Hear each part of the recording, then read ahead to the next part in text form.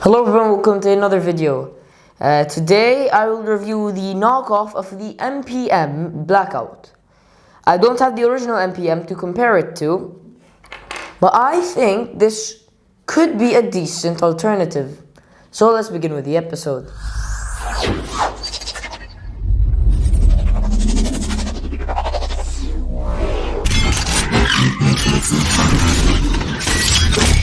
Quite ironic. I get like all of the originals first, then the knockoffs. But this time I get the knockoff first. For the life of me, I cannot find the MPM. It's very hard to find it. So yeah, and when I get it, I promise I will compare it to this. But let's talk about this figure. From the pictures I see of the MPM Blackout, we compare it to this. Now, comparing this to other knockoffs, I think the quality of this is below average. Just not the best knockoff I've seen so far. I've seen other ones that have amazing quality, amazing qualities in this price range. Now, let me break this down into three categories: paint, plastic, and how good the plastic is, and the joints. So let's begin with paint. So paint, I think, looks identical to the MPM figure from what I've seen. You know, there are some changes here and there, but this is what I would expect of something a third of the price of the original. And now let's talk about the quality of plastic.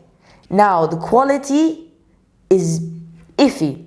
Some parts feel good, some parts fall off. Like this just falls off, sometimes doesn't even go back in.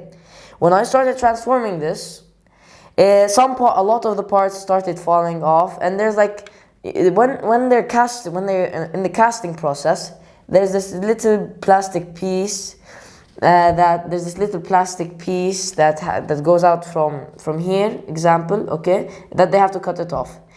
And look, it's the residue, some of it is still there, and I think this is a very rushed product.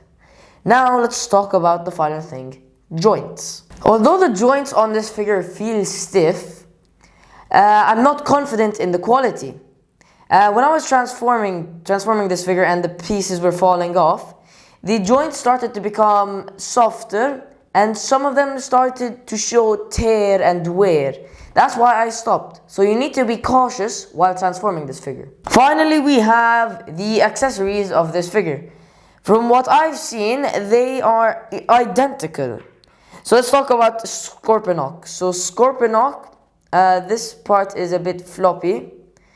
You know, otherwise it seems like a pretty high quality Scorponok. It's not bad. The plastic is soft, so you don't break it, which is good. And we have these effects. So yeah, they do not fit well in the ports where they're supposed to go. So those may need sanding down. Does this one need? Yeah, also this one. So these may need sanding down. Now we have the gun. The Gatling gun, machine gun, I don't know what it's called.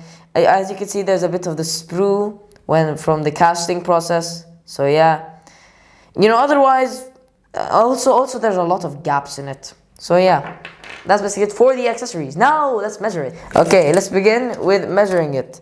So this one is not going to be here because we're doing it till here.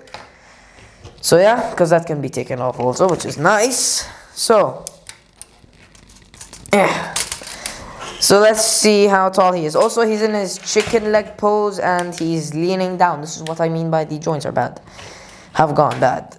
So, till here, it is around 29 centimeters or 11.5 inches. And this is in his chicken leg pose.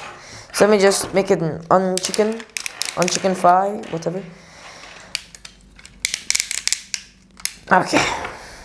So yeah, he's now a bit taller. And he's now leaning forward. Okay. Let's go back. Pretend he's not. Yeah. Okay. So,